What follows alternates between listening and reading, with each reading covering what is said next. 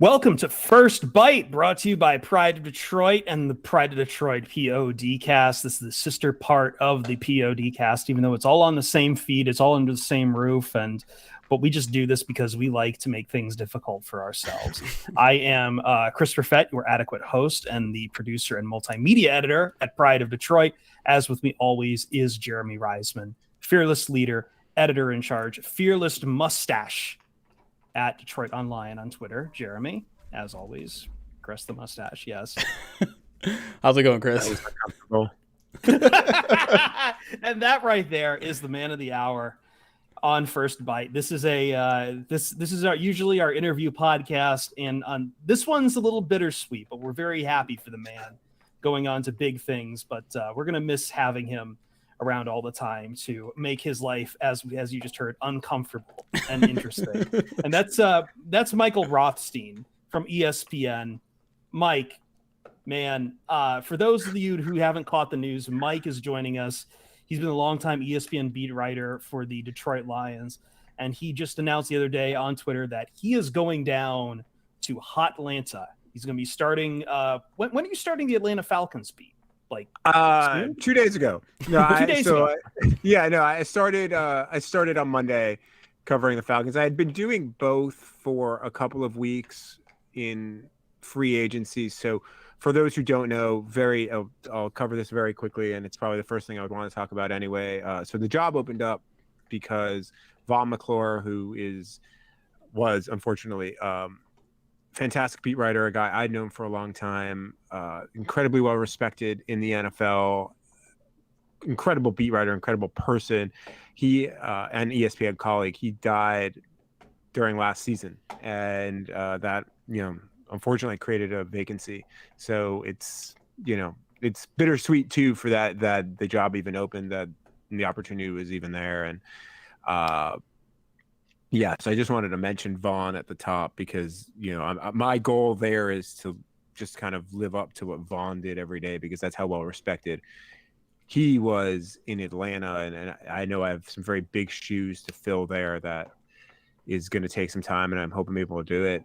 But he's, I have all the respect in the world. He's an excellent reporter, and basically I always in my head said, I want to report like Vaughn, and that he's kind of always been with me in that aspect, especially the last few months. And I referenced this on Twitter, but there was a time I was getting ready to get out of the business. It was pretty close in the mid 2000s. I just wasn't happy with a lot of things that were going on, and personally and professionally. And he was one of the people that actually pulled me aside and said, "No, like, man, you're good at this. Like, you should stick around. Like, don't give up on this." And here I am now. So I'm just I'm grateful to Vaughn and his memory. And if anyone wants to, feel free to donate to the Vaughn McClure Foundation, which is set up through Northern Illinois, where he went to college, to really kind of help college journalists and help student journalists. So I didn't mean to get this started on kind of a sad or dour note, but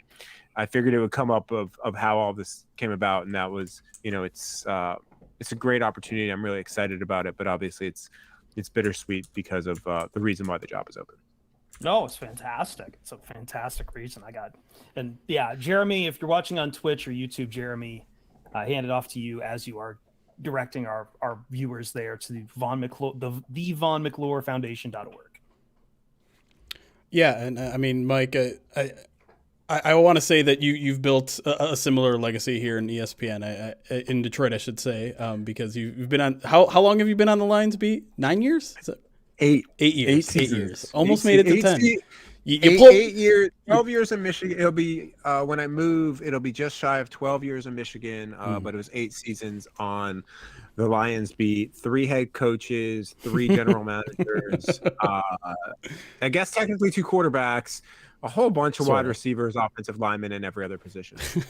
So thankfully one equipment manager, Tim O'Neill. Hey, shout out to Tim O'Neill. How many long snappers? 1. Yeah. Although they tried. Well, technically 3. They tried. with the great Jimmy Landis out of Baylor. Yeah. And 6th round draft and pick. Stephen Wordle. Now I will say this: Jimmy Landis, for as short of a time as he was around, actually provided great content because he was all about like doing dude perfect long snaps. I don't know if Jeremy remembers that. And he was actually he was friends with, he was in like Johnny Manziel's circle as well, and that was when everything was going on with Johnny. So he was somebody that you would talk to and ask about Johnny because he knew him, and there was a relationship there. So no, I think I wrote more Jimmy Landis stories than I anticipated probably ever doing when he was drafted. But I think I remember for a short time, I think I wrote 3, if I remember correctly. I think I remember it might have been one of yours, it might have been from someone else, because I do remember a Jimmy Landis video where he does long snap off like the top, the nosebleed bleachers in Baylor Stadium into like a garbage can. Oh no, but that, I can tell you, I think everybody wrote that because that came up after he was drafted. So after a player is drafted, you get like 10 minutes with them on I guess now it's a Zoom call, but it was back then. It was just a teleconference where everybody would stand around like the weird conference microphone thing in the. It was nobody would mute their phone. No, there would be no muting of your phone. But it was a very interesting situation. But he just started telling stories about being a long snapper and about the dude perfect stuff. And I think every single person wrote it because it was like, yeah, this is the most interesting you're going to get out of a long snapper. but kind of looking back on your career here, like those were kind of the kind of stories that you seem drawn to, like the personal interest stories more so than maybe the analytical stuff. And I thought you did a great job of that. And I was going to get into a different question, but we have this question from our chat that I feel like I have to address. It's from someone named R.K. Kasky. I wonder who that could be. He asks, "Hey, Mike, who's your favorite fired Lions running backs coach?" Really putting you on the spot here. I know who this person is, so I feel like just so I can maybe get an angry message, I'll say, was Curtis Modkins fired? No. Kyle Kasky, by the way, is a fantastic coach, and I'm not just saying that because I think that's who is asking that question, either actually him or someone pretending to be him. But no, Kyle Kasky is a fantastic running backs coach. If you look at what he's done, what he did with DeAndre Swift, what he did in Cincinnati, I have all the confidence in the world that he'll end up back in the league or back coaching sooner rather than later, and he should. I think he's a really good coach. And that's not just me saying this here. That I was saying that during the season. I was saying that last season. I was saying that before they hired him. Yeah. If you remember. Yeah, he came in with a lot of praise. A couple years back. Yeah. But my original question was going to be like, just maybe a favorite story that you have, one of those personal pieces, maybe something that came up unexpectedly or something that you just thought was, maybe one of your finest works or interesting stories throughout those 8 years.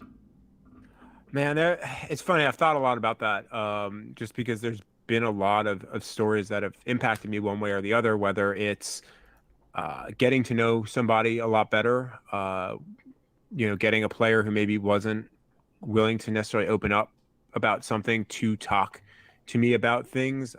Travis Swanson would come to mind pretty quickly because he talked to me about his friend who died at Arkansas and his father-in-law who had died, and how he wrote their name, like he had their initials on like tape, and like nobody knew it, and he trusted me to tell that story, and it actually was the start of, and what ended up being a pretty good relationship with Travis that I'm grateful remains to this day. He was a frequent popper in person to my Instagram pregame chats. Usually it was something about Joe Dahl. So who knows what was really, but that was one that stands out off the top of my head. But there were so many players that I'm just so grateful that they were willing to trust me with their stories, whether it was something very emotional or very serious, or it was something more fun, like the series of stories that I've told on Brandon Copeland, who is now with the Atlanta Falcons, by the way. That I have a chance to maybe tell a couple more Brandon Copeland stories, because there are more Brandon Copeland stories. He's to me one of the more interesting players in the NFL. But like going with Romeo Okwara to Rescue 2. Yeah. That was a story that was very meaningful to me because I grew up, for those who don't know, I grew up in New York. I grew up on Long Island, and Rescue 2 is one of the firehouses that was impacted done, and getting to know some of the firefighters that were there, and also spending a day in a firehouse with Romeo Okwara was really awesome. And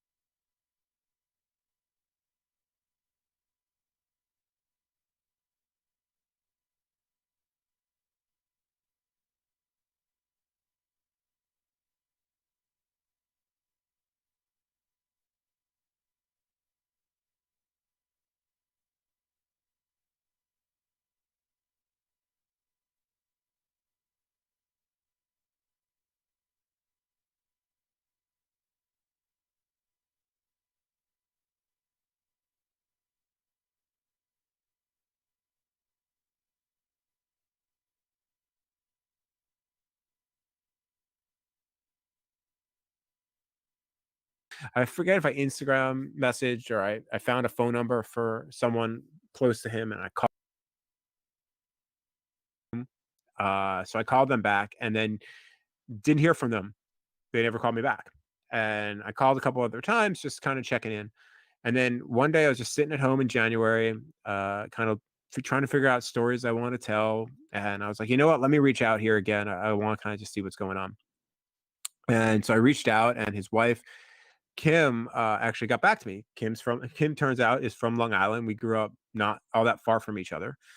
And I'm a little older than her, but we ended up talking, and she was like, yeah, we'll talk to you. Like, we want to tell our story. And that story ended up being a story that Armani Bryant basically said, I need a kidney.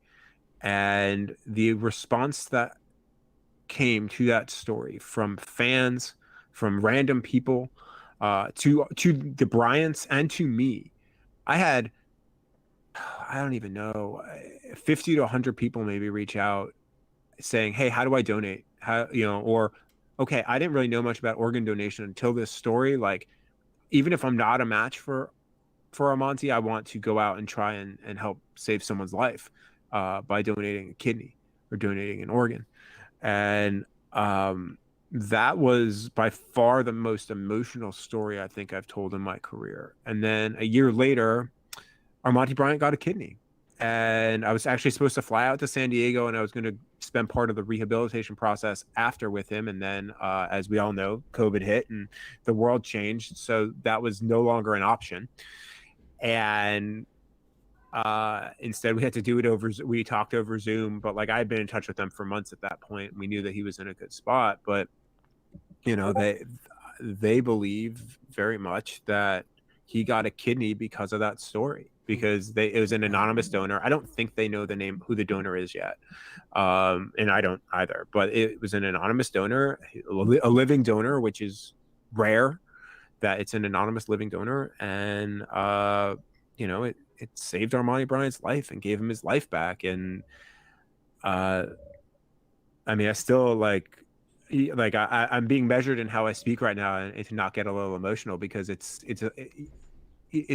something real. Like, you really affected somebody's life, and you changed someone's life. And so to me, that's probably the story that stands out the most, because of the impact that it had on one person, Armani Bryant, potentially. And we don't know whether that story got him a kidney or not. We really, I don't, and I haven't heard from the Bryants to tell me that they now know who it is and that it did. Although I've been in decent touch with them still to this day. But that story just, it raised awareness for organ donation, which is something really important. And I'll be completely straightforward.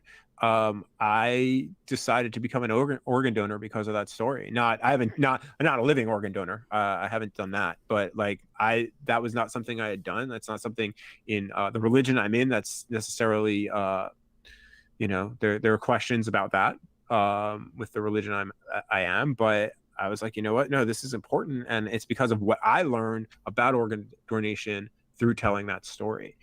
So it impacted me as well, and who knows if it, who knows what that story did? I don't. I mean, maybe people just reached out, and never got tested or anything like that, but you just don't know. But the fact that it raised that awareness for something that's really important, and it can save real lives, like that was really impactful. And so I've told a lot of cool stories. Like, I mean, I got to tell stories about finance, Ryan Broyles and Glover Quinn, and and all the Brandon Copeland finance stories. But that one, telling Trey Flowers' story recently, about his family in Selma, and talking to his uncle, about like actually marching, and all those stories were awesome. And I'm so grateful that people trusted me to tell them. But that Armani Bryant story was one that I will never forget. To me right now, so far in my career, it's the most important story I think I've ever told.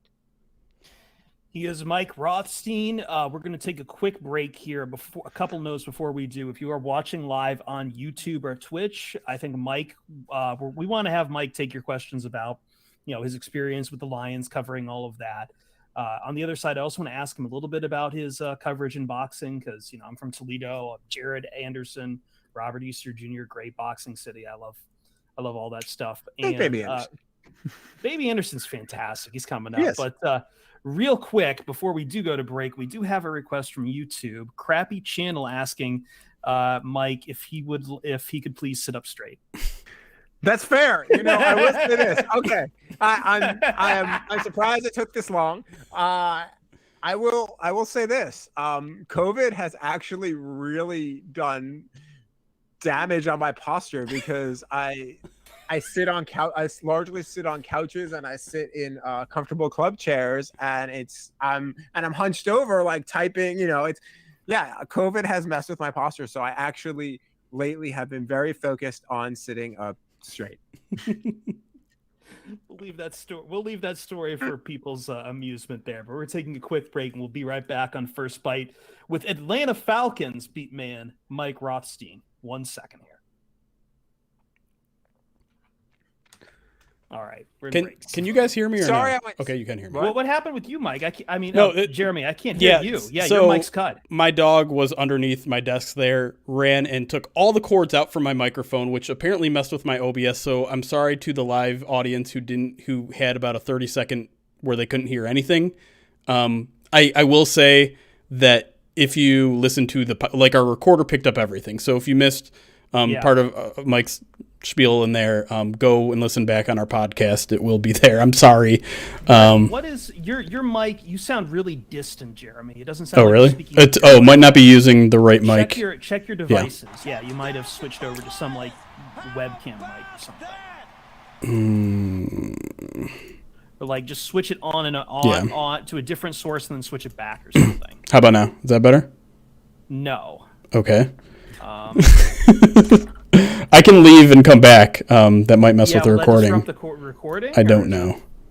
Microphone. Right, try that. Hold on 1 sec. Let me just try one more time. By the way, sorry my answer went on way too long. That's okay. No, it's fine. That was a very emotional story. I wasn't going to say anything. How about now? Is that better? No, it's not. Yeah, no, chat, you're hearing something different, and I see my levels are crazy high, so I will change that. Yeah. That should be better for you, chat. I guess I'll have to. On the podcast side, it sounds like he's coming down a tin can. So. Okay, I will leave and be right back. Sorry, chat. You'll see this weird, awkward screen, but I'll be right back. You're stuck with me, chat, for a second. We'll get through this, chat. Louder is better. Usually too quiet. Yeah, I don't know what happened there. All right, let's get back in here.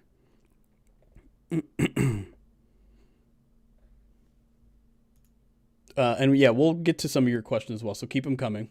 Sorry about all the production stuff that just happens sometimes. And now I'm just not joining the call. Why is it taking long? Come on. Come on.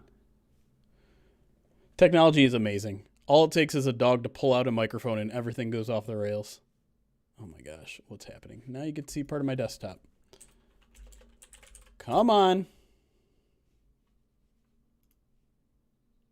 It's never taken this long to get in a call. And now, of course, it's taking forever. Well, I guess we're just going to wait this out, chat. Sorry about all that. Screw it, we'll do it live. Yep, Zazu dropped the mic. He did. Really don't want to have to restart the computer, because that would mean I'd have to restart the stream, and we don't need that. Come on now. Zazu's still a good boy. It wasn't his fault. He didn't know what he was doing. Welcome to Uber. There we go. Okay, here we go. We're starting it up. There you are. Okay. Turn my mic on. Okay, it's not going to come back. Oh, don't want to do that. Hold on. Can you hear me at least? Yes, I can hear you. Can you hear me? What'd you do with Mike? It killed the call completely. Oh. Because you're the organizer. It dumped us all out.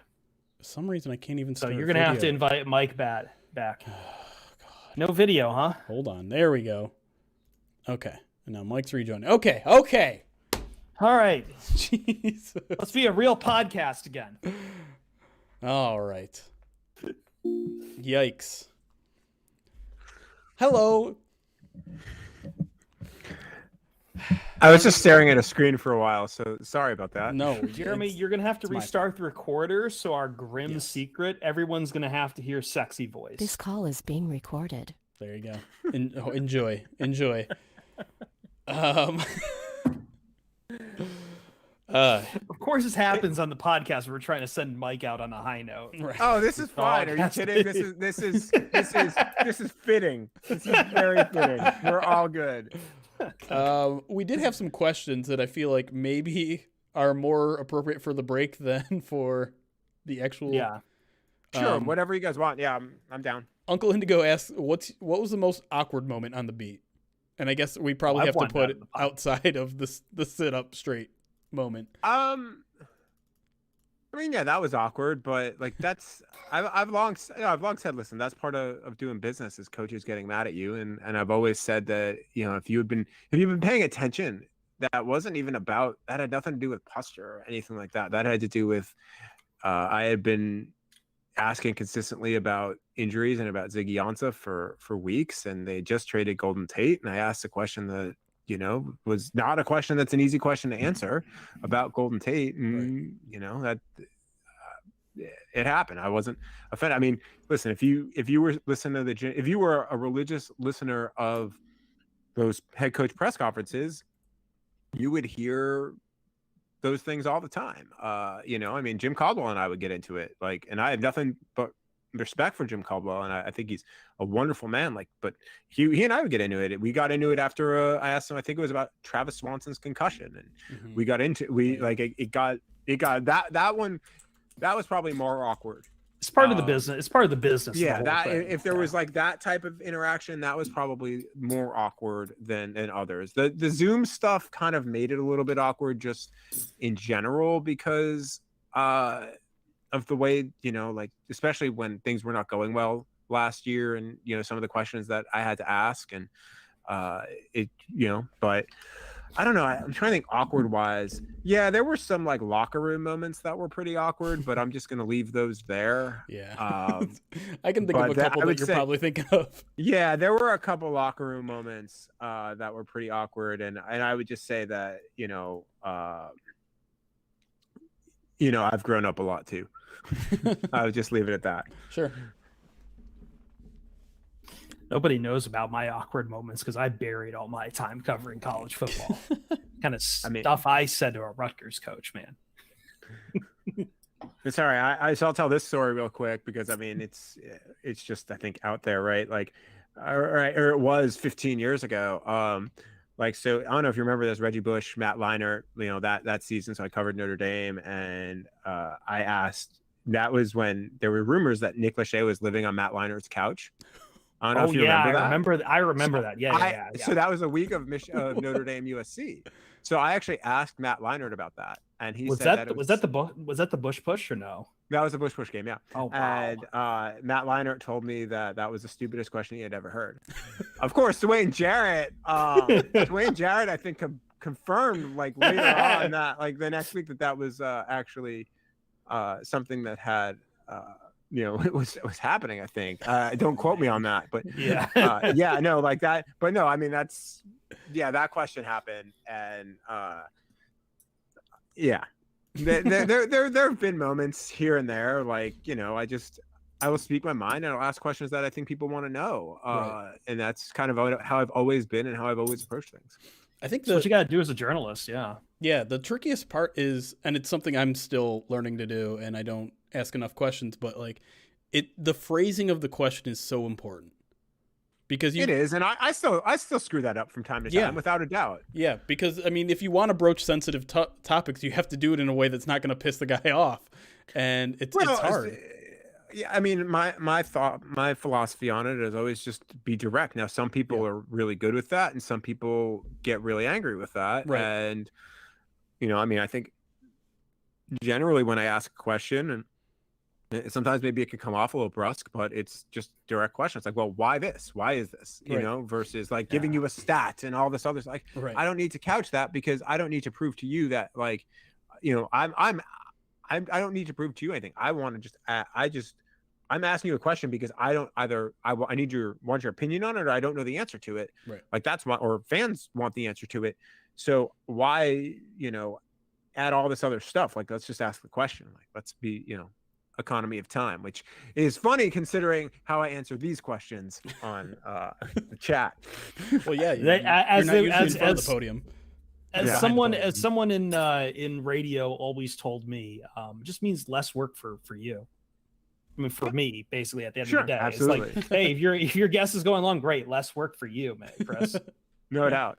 What other questions they got before we? I want to take Conrad 66 on the podcast. Unless you want to do it right now, Jeremy. I was gonna quickly thank the subs that we didn't get to because of all the technical difficulties. Chesterfield gifted 2 subs to the channel, so Artello and Treasy.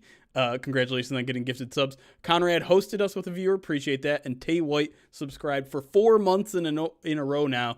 It's his 4-month anniversary. Thanks, Tay White. Appreciate all the support through the past 4 months. This is the future. I don't know if you listen to Michael Rosenbaum's podcast, Inside of You with Michael Rosenbaum. It's a really good interview podcast, a lot of celebrity interviews, and he has a Patreon, and like he does something like that at the end of every show. Like he'll just list like all the Patreons. Oh wow. It's like Jim K. Thanks for subscribing. I was just like whenever I listen to that, I was like, oh wow, like that I guess is the future for a lot of a lot of podcasts and a lot of some things. But I don't think that's any different than so I make this announcement on Monday. Yeah. Right, I make this announcement on Monday, and I'm kind of overwhelmed by the response. Did not expect the response that I got, honestly. And I made a point, I think I got to everybody, and if I didn't get to somebody, I apologize. Like I made a point Monday night to like literally respond to every single person on Twitter.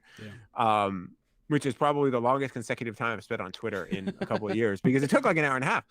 But I got to it a couple days late, but I saw you replying to everyone. Yeah. But I mean, I know, because I was thinking about this because I just saw the other day, who is it? Someone was reporting on this about Spotify, that they're doing something that they call, what was it? It was from Dylan Byers. He was saying social audio play. So it's streaming in real time on Spotify, to which everyone kind of says, okay, so they just reinvented radio, which is what it is. But the tech guy got very uppity about it. But I was just kind of pointing out, it's like, so what if it's radio? We just kind of remake these things all the time. It's and that's cool. Because look at something like Clubhouse, right? I mean, Clubhouse is basically live podcasts, but that's what this kind of stuff would be if it's like Joe Rogan, or hell, if we get on Spotify for this kind of thing. It's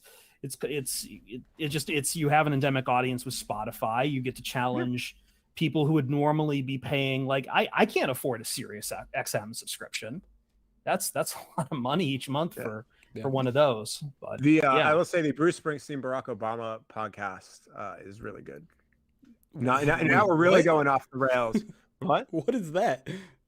I highly Are those, recommend listen that's to one it. thing, It's or are those really, two separate things?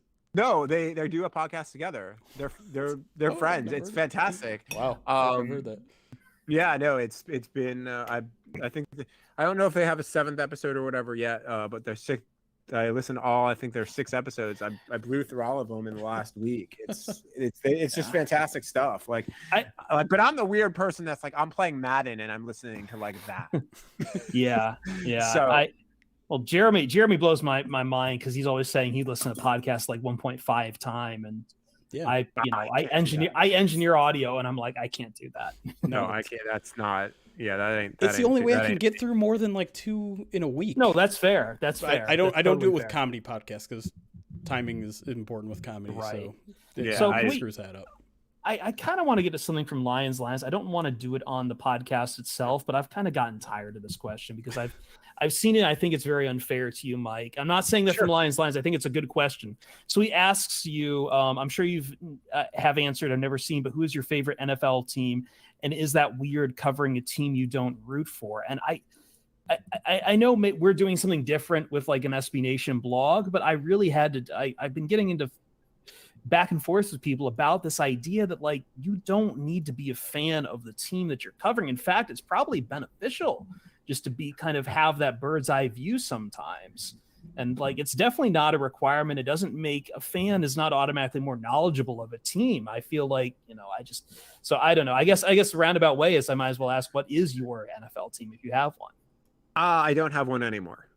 I lost that one. I lost that a long time ago. Was that St. Louis? Because my dad was a St. Louis No, Cardinals guy. no. I mean, listen. I grew up in New York. My dad had season ticket. My dad had partial season ticket package to the Jets in the 80s and 90s, 80s and early 90s. So I went to Jets games as a kid. That was what football and basketball was the sport in my family. But football and basketball are what got me into sports, and that time with my dad is stuff that even to this day I'm very grateful for. I mean, we were lower bowl and the old Meadowlands. We'd have to get up early and drive from Long Island, go across the Cross Bronx, or venture through the city to get there. And I remember that stuff. Those are some of my earliest memories. But no, I gave up fandom pretty much. Not total fandom, like of NFL, yes, but I've largely given up fandom probably once I started really getting this business and once I started covering college sports, because you just see things differently. So I don't have an NFL team. That's the long answer, but I grew up in New York, and I mean, 5-year-old me, 6-year-old me rooted for the Jets, but that is long ago. Over long ago over. Although I did interview Ken O'Brien, so the story I wrote about quarterbacks basically, and how it never ends pretty, basically. I don't know if y'all remember that from February or March. I talked to a few different guys, and one of the guys I talked to was Ken O'Brien. I mean, Joe Namath was the main guy that I talked to. My dad was actually super stoked I talked to him. Yeah, that's amazing. But my dad gets more of a kick out of that than I do. I'm just like, I mean, it's just, and I'm very fortunate and grateful, like that I get to do these things. But no, talking to Ken O'Brien, like there was part of me, like when I'm asking him these questions, I'm like, oh no, I remember that because I was 12 and like, that was when I was like a fan. So like, I'm thinking about that in my head of like, oh yeah, like I can like transport myself back there. Back to like when Ken O'Brien, they went with Browning Nagel and Jeff Blake instead of Ken O'Brien, like, and how that all went. But that's more Jets talk than I think I've done in years. But no, I mean, I'm not a fan of any team anymore. I think I've said this on multiple podcasts. I am a nominal New York Mets fan, mostly because my dad is a diehard and watches every game, and baseball season is long, and I like my dad to be happy more often than not.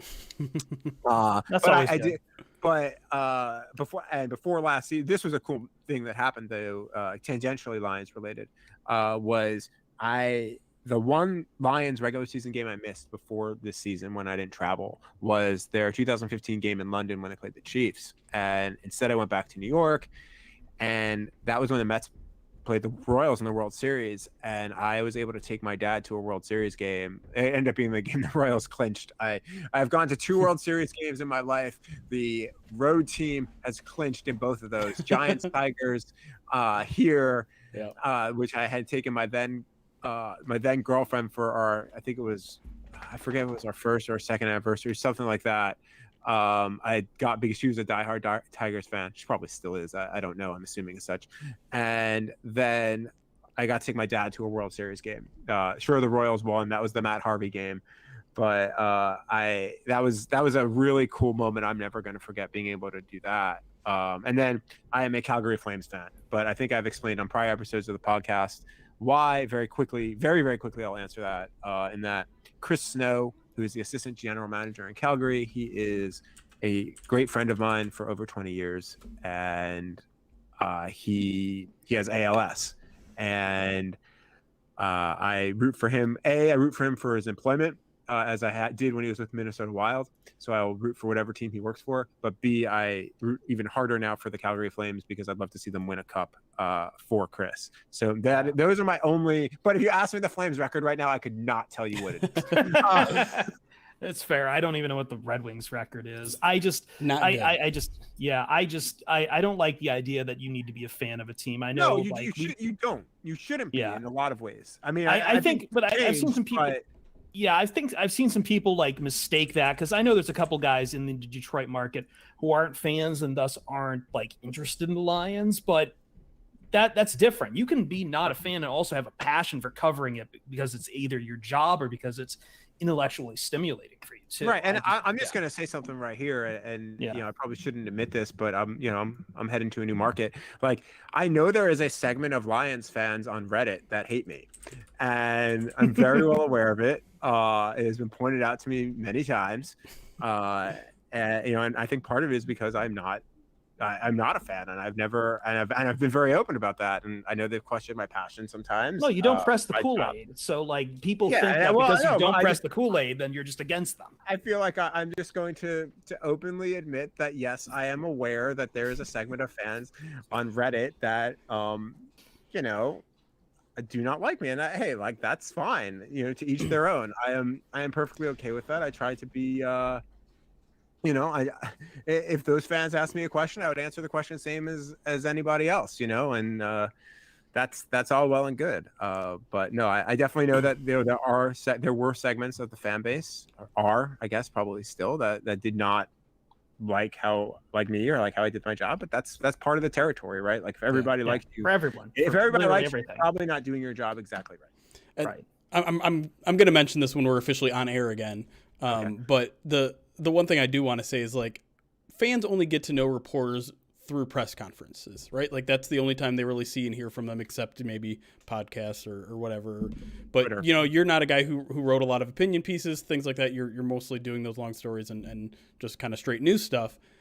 I got to see you work in a completely different fashion. I got to see you work in the locker room. I got to see you use every bit of those 45 minutes that we got in someone's locker, while I would say 60-70% of the beat is just kind of dicking around, walking around, doing nothing most of that time. And part of that is because, the locker room's pretty empty for Patricia's reign, if we're being completely honest. But you would spend your time the most efficiently of anyone I saw in there. Every like, didn't matter if it was a Wednesday or a Friday where everyone's just trying to get to the weekend. Like, you were talking with somebody, you were chatting it up, and I think it paid off in your work. 100%. I appreciate that. Thank you. I appreciate you noticing that. Thanks. I mean, it's, there were times where I would also stand around when there would literally be one person in the locker room. It would be there. There was a time where it was, I don't know if anyone remembers Jamil Denby, but there was a time where I think it was a Wednesday or a Thursday, you would walk in the locker room and the only person in there for the first 15 minutes would be Jamil Denby. And Jamil Denby was on the practice squad, and that, I talked to a lot of practice squad guys throughout my time. I think, everyone has an interesting story. Everyone can provide perspective, but when it's the same guy every week, unless you've developed a rapport with that person, right? Like, you're not going to go up and talk to them every week, because my thing was I never wanted to come off as fake or disingenuous or just talking to you because whatever. Like, I want to actually be truly interested in what you had to say. And yeah, but like more often than not, that's my thought process, and my approach to it was this: I have 45 minutes to really do my job and get a story that nobody else has, or to start building relationships. And that's it. That's my window, right? So why would I not use every second of that window to develop those relationships and to learn about people? And that was just, to me, I remember one time I was talking, I think it was to Dwayne Washington, and Dwayne Washington was not somebody that ever really talked on the record or whatever. We talked for like a half hour, and like people asked me after, what did you talk to about? What did you talk to him about for a half hour? And I was like, oh, we were just talking about life and stuff like that, which is true. Right. Like, I'm not gonna say much more because it wasn't anything that was on the record, but like, yeah, I mean, like, we just had a great conversation and we just talked about stuff, because that's building relationships on a beat. That's getting to know people. That's, getting to learn people. So that way, when maybe I do want to tell a story, like a good example would be the Ryan Broyles financial story that I wrote. That was really kind of the first one that was really like an offbeat, quote unquote, type thing that was more of that got a lot of traction. Yeah. Like, that happened because Ryan Broyles trusted me, and because Ryan Broyles and I had built a relationship. The interesting thing with that was, actually, I had gone to Ryan Broyles' house a couple of years earlier for a much larger story, and then he got hurt. And then he got hurt again. Right. And so the story just never had the bigger story. And then he got cut like a week or two after that financial story. And then he didn't play again. So, that story never happened, unfortunately. And that happens from time to time. I've had like 4 or 5 big stories where that's just occurred. But yeah, it's just, it's learning people. Like Glover Quinn, the same way. Like, and Glover was very accessible, but sorry about that. Okay. Glover Quinn was very accessible, but part of why he was willing to talk to me about his financial stuff and his investments was because we had like a 15-20 minute like conversation where we were just talking, like the quarter wasn't out, I think. And like, that's where the value lies too in all of that. So that's why I would do that. And that's how I would work a locker room. All right, Jeremy, you've sandbagged long enough. No. Sorry about that. No. It's Jeremy. He's not paying off something I spent channel I had to find a good picture and download it because, Mike, I don't know if you know this. I recently obviously have a green screen behind me, and one of the rewards for our live audience is they can use channel points, which they just accumulate from watching, to change what's behind me if they want. And our good friend Chris Perfett decided that he wanted to change what was behind me. So let's see if this works. There we go. You're gonna have to center him. Fireman Ed. I have a green screen here too, but the lighting is all make this clear one more time. I am not a Jets fan. I grew up a Jets fan when I was like 5 and 10 years old. Like, that went away a long time ago. I just wanted to make that entirely. I'm gonna see you out there this year. COVID's over. You're gonna be going to MetLife Stadium, decked in green. You got your fireman hat. Fireman Ed may very well be doing that. The Falcons do play in New York. They play the Giants this year in New York. So Fireman Mike, I do get a trip home. No, definitely not. There will be none of that. As I said, I have been team neutral for 20 years, give or take. I got to get mine set up again. I think I'm getting a new light fixture soon. So very soon we'll have double green screen action here. Are we going back to the podcast now? What are we doing? I think so. You still have time. I know we've already run. Yeah, absolutely, man. Okay. I was about to say I might have to take some of those stories that we've been doing because those were good, but I know Conrad 66 is probably going to be our jumping off point. We'll see where else we can get from there. Yeah, absolutely. So, whatever you guys want. I mean, listen, this is as far as I know, this is the last Lions thing I'm doing. There might be one more thing, like as far as like conversation goes. Sure. I do have one more Lions story at least coming, but we can talk about that. All right, let's do it. We'll tease it at the end. Yep.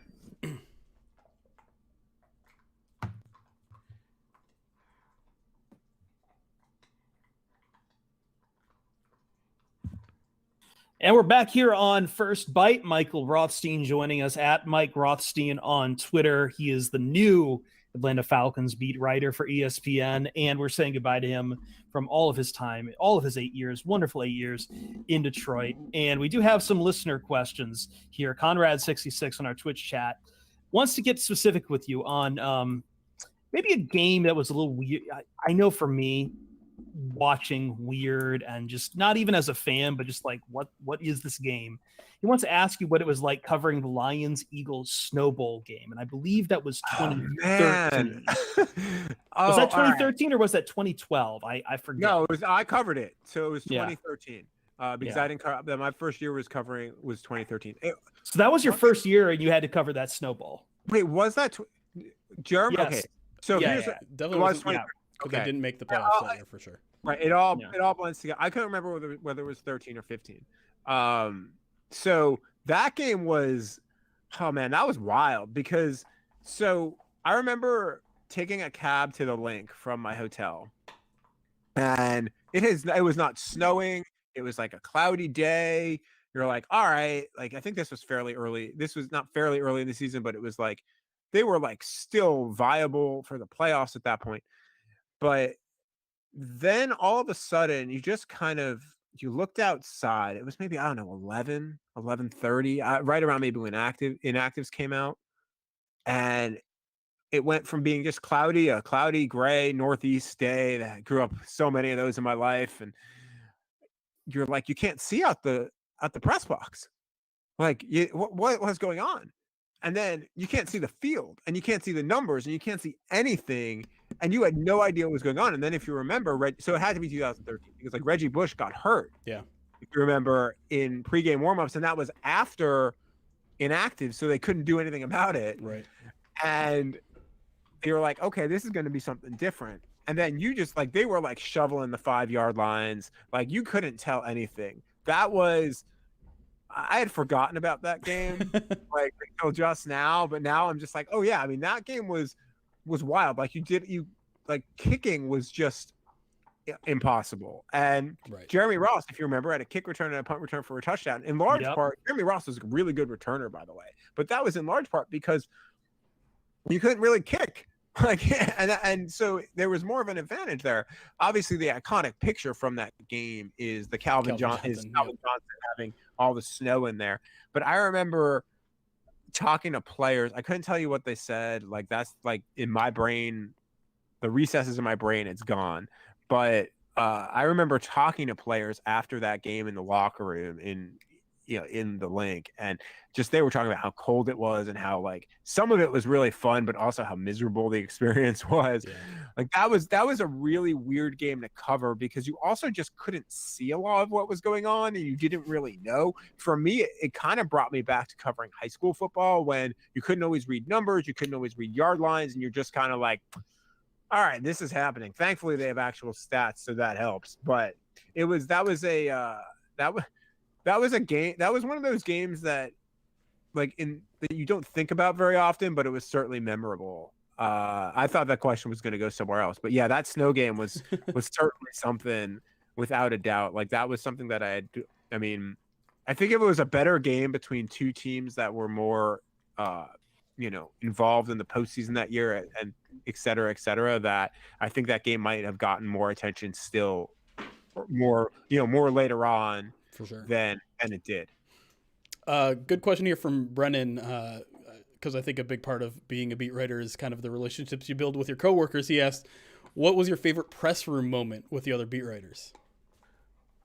Ooh, I don't know if I can violate the sanctity of the press room. I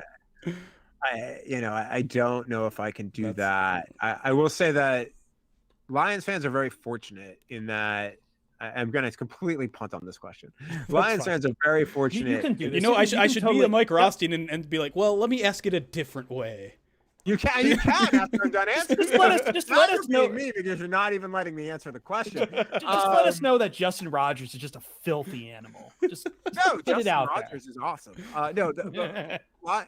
Lions fans are very fortunate, and I said this when I was saying my goodbyes, but like Lions fans are very fortunate in that there are a lot of talented people in this press corps, like, and they all do different things really well. And it was a tough beat. It was a tough beat to be on. It was a competitive beat where you had to really find your niche, and I'm grateful to have hopefully found that. But there's a lot of talent, a lot of writing talent, a lot of reporting talent on that beat, and it's it's one I'll miss. I will miss the competition for sure. And there's I think that Detroit fans should be very, very thankful for that, because I think that you don't always see that on every beat out there. And that would be my answer as far as, but a funny press room moment. Yeah. All right. I got one. All right. So this was Jim Caldwell's last season. I don't know, Jeremy, if you were in the press room. No, I missed the Caldwell So, seasons. So it was Jim Caldwell's last season, and there were a couple of reporters. I knew what was going on, but they didn't have anything to do with like the actual portion of this. But basically, I forget what Caldwell used to always say. But basically, things of that nature. No, with that, yes, he said things of that nature and check the report, and it might have been off of like a check the report thing, but I think it was Justin had brought in an abacus and like pulled out the abacus to like do math about one of the questions. And like Caldwell, Caldwell's pretty stoic on the podium, right? Like that was not the Jim Caldwell that you saw off the podium. Like the Jim Caldwell off the podium is I think it's the guy that you've seen in podcasts lately when he's done them, like a very friendly, funny guy. Kind of that Caldwell you saw in 2014 when he would just go off into a story for 10 minutes. But he got such a kick out of that abacus. And that was maybe my favorite one, because he kind of like he loosened up for a moment and he laughed, and it was just really, really, it was that was a lighthearted moment. I do remember that, and I do want to say I found the clip already. So for our live audience, that we'll play it at the end of the show. Yeah, that was a good fun one. I mean, listen, there have definitely been some press conference quotes that have happened. That obviously everyone knows. The big one of mine, but like that. But yeah, that one I think was a fun. That was a good one. All right, I've got some Atlanta-based questions. If you're ready for this, I do, but I'm going to say this. I'm giving a preface here that okay. I've told people in Atlanta radio the same thing. I am not up to speed to where I want to be on the Falcons yet. So if I say, hey, listen, I don't feel like I can answer that question with any sort of authority, just understand that going in, I'm still very much learning and in a learning curve spot with the Falcons. Oh, no, trust me. I'm not going to grill you like 20 questions on the state of the Falcons right now. Okay. I guess these are like goals for you when you're going down to Atlanta. It's like, what's going to be like the big thing you want to learn about the Falcons this year? Like what kind of a story are you like really hoping to just dig deeper into, or just from your surface knowledge of the Falcons you want to expand on first? Yeah, I mean, I think there's a lot there. Arthur Blank is somebody who really intrigues me as an owner, as owners tend to do. I always seem very fascinated by sports owners. He's a very public one too. Yes. Yeah, and he is much more public than Sheila Ford Hamp, for instance, who, when I wrote about her, no one had ever written about her before. Right. Period. And then, so that's someone I'm very curious to see how things go with Matt Ryan this year, because there is, even though they did restructure him, I do think that there is some correlation, or that might not be the right word, between his situation and what Matthew Stafford went through last year and would have maybe gone through this year had they kept him around, or had he decided to stay, with the possibility of maybe, having your replacement taken. We'll see what happens at number 4. So I think that that's going to be really interesting, because Matt Ryan's a very talented quarterback who's very well respected. And I'm really just looking forward to learning the city, learning the team, learning how things operate in the city, because I think every city has its quirks to its team, that its football team. I think you see that in Detroit. I think you see that in many places, and I think in a lot of places it's different. And so I'm really looking forward to learning that stuff. I'm not sure if there's a story I know I really want to dig in on yet, and I don't know if there was that I would give that away, because I am a competitive person. But I'm really excited to learn a lot about the Falcons, and I think they're going to have a lot of new players on their roster, and obviously a few stars that I'm really excited to kind of learn more about in Matt Ryan and Julio and Grady Jarrett. and Deion Jones. Matt Ryan, interestingly enough, I had written about him way back when he was at Boston College because they would always play Notre Dame, and he was friends with a guy who played basketball at Notre Dame while he was at Boston College. So I actually had written about Matt Ryan. I think that was back in like 2007, if my memory serves correctly. It's kind of interesting that you're landing in Atlanta, a team that's going through a lot of the same things that the Lions are going through with a new GM, a new head coach, and yeah, the Lions already made the switch at quarterback, but it does seem like that's coming soon down the pipe with the Falcons. Whether, I mean, they could potentially draft a quarterback this year. It doesn't really seem like that's necessarily in the cards, but it might happen. Nah. They're going to get ahead of Ryan Matthews' hope for the pit stop. Look at. I mean, we'll see what happens there. I think that they're in a position where I mean, to me, I think that they have the talent on the roster potentially that they could make a run at stuff. I think that there's definitely some questions in the NFC South. You know, what does Carolina really look like? What is the post Drew Brees era in New Orleans? And then, you know, does Tom Brady continue to do the impossible and beat Father Time? And that's insane. They bring back every starter in Tampa Bay. They do. I mean, they've brought insane. back. I've never heard of it. They brought back Sue. Yeah. So it's a really interesting division with a lot of storylines, and I think one of them is, you know, what do the Falcons look like this year? Because if Matt Ryan plays well and Julio Jones plays well, you have less of an impetus to move on from them, especially if you win. Because you know, I think if you win, then why would you move on from those guys? Especially because they just restructured Matt Ryan's contract, so that probably means that they want to be tied into that. They could be tied into him in 2022 as well, and then you kind of see where you are from there.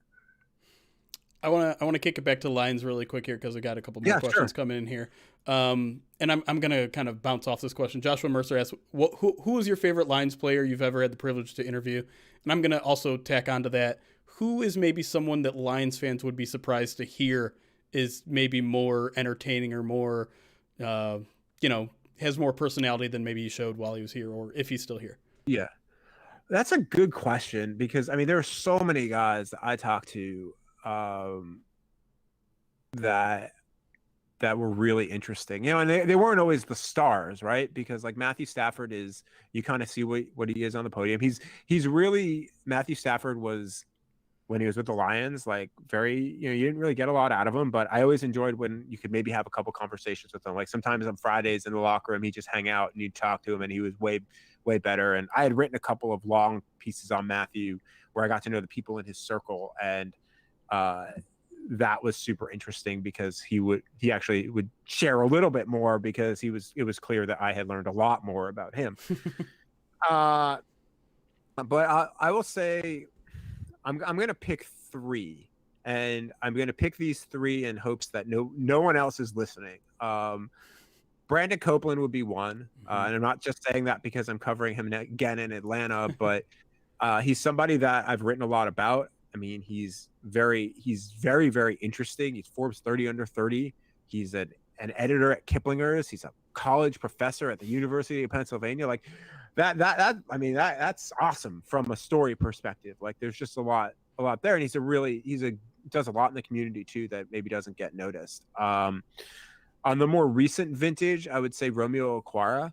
I think Romeo Okwara is the most interesting player on the Lions. I think I've said that the last few years. He isn't always willing to share that, but when he is willing to talk about some stuff, and I've written some bigger stories about Romeo, like we talked about going to, you know, Rescue 2, and really even about his breakout year, you know, and I was talking to one of his friends about how, like, well, they had got kegs and to lift, you know, like, and that fire pits because they had to do what you had to do with going, and, you know, when you had to do what you have to work with, as I stare at like my 20-pound weights and like my 30-pound resistance band in my living room. And like, so he would be another one that I think was somebody I really enjoyed. And then going back in the day, Reggie Bush was somebody who you could talk to him about anything. You could ask him about anything and he would give you an answer, and he would never shy away from it. And if his coach questioned him like Jim Schwartz did in 2013 with Not a Mutter, and, you know, Reggie would respond to that. And Reggie was great. And Reggie was a star. Like, that's the thing, is that so often in Detroit, they've had stars, but they haven't had quote unquote stars that like hit national prominence, right? I mean, I think everybody understands that. Like, and Reggie Bush was that, and Reggie Bush had 1,000-yard season. But Reggie Bush was one of the people I enjoyed the most talking to. And I did, by the way, the story I told during the break, I did tell him about that because he was on that call as well with Matt Leinart. He had jumped on right after, so he had heard all about that. And we had talked about that one day. I will second Reggie Bush because I finally get to at least second this just because he's like one of the few I've actually been able to meet. I met him in LA, and yeah, very will give you a piece of his mind. Yeah, absolutely. Yeah, I mean, I remember I talked to him about something random, and like he was like, "Yeah, I'm gonna retire. Like if I don't get picked up the rest of this year," and like that became news. No. I would be very remiss, however, not to mention a few other people as we're talking about this. DeAndre Levy being one. I ended up having a very good relationship with DeAndre Levy, both during his time with the Lions and then after. He didn't talk much with the media, but when he did talk, it was meaningful, and he had things that were important to say. Yeah. So he would be one, and then a couple of other guys, Travis Swanson, who I mentioned earlier, and on this team, Tyrell Crosby is another guy that I think doesn't get a lot of attention, but he's a really interesting guy to talk to as well. And then I don't think this will surprise people because I think they will have seen the amount of stuff I've written about him. But I would say the surprising one, because he just never said anything, is Calvin. Calvin Johnson is, I mean, in retirement, Calvin, yes, I know he says what he says about, and that has frustrated some Lions fans, although I will never understand why you're frustrated about that. But like, he's great to talk to. He is in retirement. It has been very interesting whenever we have talked. We've always had very, very good conversations. When I wrote about his Dancing with the Stars and kind of his first year in retirement, we actually went, and I think I mentioned this at some point somewhere. Like, I mean, we had a 4-hour dinner at a steakhouse in Birmingham, me and him, and we just talked about everything, on the record, off the record. And like, I mean, that was, I even think I joked at him at one point, I'm like, you've talked more in like the first 15 minutes than like you did in a year.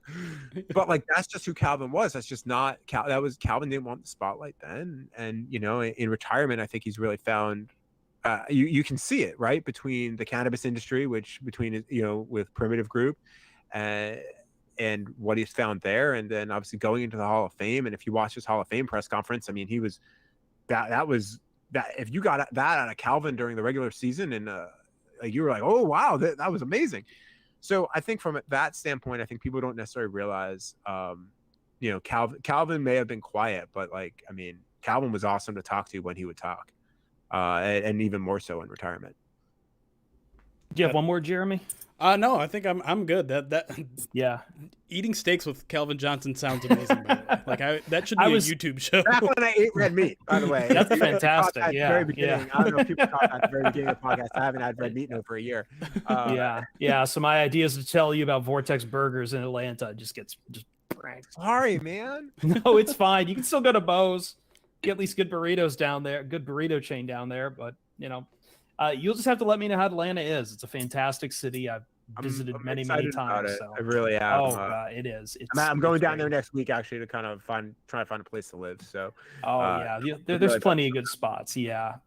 Just got to deal with the commute a little bit sometimes. But yeah. Whatever. I drove from Ann Arbor to Allen Park every day. So I mean. Really? Yeah. Okay. Oh yeah. I've lived in Ann Arbor my whole time. Okay. Well, there you I go. love Ann Arbor. I will miss. I think there's a misconception that I'll mention really quick, like that I love the state of Michigan as a state. I fell in love with Ann Arbor. Ann Arbor is it's home to me. It's the place I've lived the longest, except for New York, where I grew up. And I'm gonna be very sad to leave Ann Arbor and to leave Michigan because the fan base here is something that it's impressive because y'all have. I mean, Dan Campbell said it really well. Like your fan base, the fan base has been through a lot. Like they've been beat up, and you're still there every year. And I've questioned that. I've asked that question on Twitter. I've written about it. Like, how do you, like, I think after the Rodgers to Rodgers Hail Mary, I think I did an entire post about it just based off of Twitter responses of like, how do you do it? And that has always impressed me. And I've always been very, it's, you don't always see that, right? Like you see fair weather people and you see fair weather fans and you see all of that. But despite the heartbreak and the heartache and all that, like Lions fans keep coming back. And that is something that, I always tried to, my thing is always trying to serve the reader, right? And I always tried to serve that because I knew that Lions fans cared. And, that was something that, I'll miss too.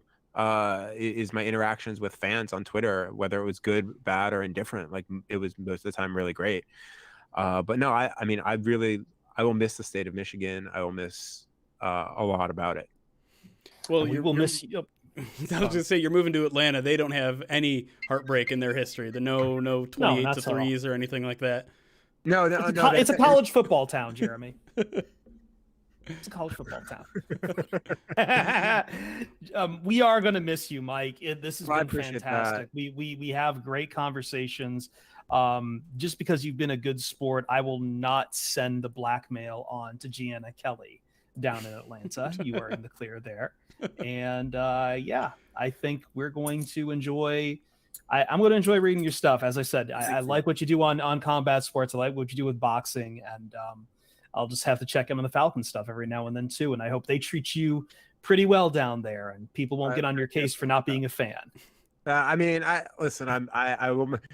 When someone asks that, I'm going to make it very clear, just like I did in Detroit. Like, I'm very open about that. Like wherever I go, I may even put it in my Twitter bio. Not a fan. I don't know.